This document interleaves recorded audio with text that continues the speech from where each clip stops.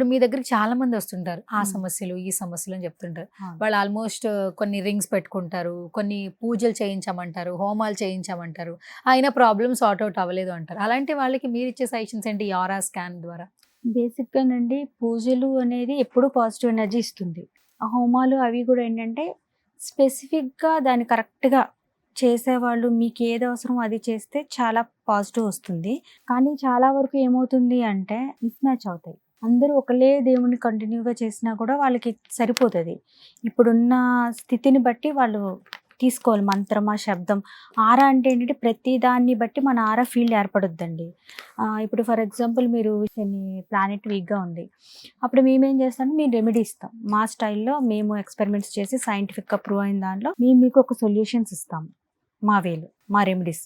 అలా కాదు నార్మల్‌గా అయితే ఏంటి మీరు వెంకటేశ్వర స్వామిని, ఆంజనేయ స్వామిని ఆ గుడికి వెళ్ళాలి, వాళ్ళని జపించాలి ఇట్లా ఉంటాయి. సో, మనం ఏం చేస్తాం అది కరెక్ట్‌గా తెలుసుకొని చేసుకున్న వాళ్ళకి కొంచెం పాజిటివ్‌గా ఆరా కూడా ఫీల్డ్ పెరుగుతుంది.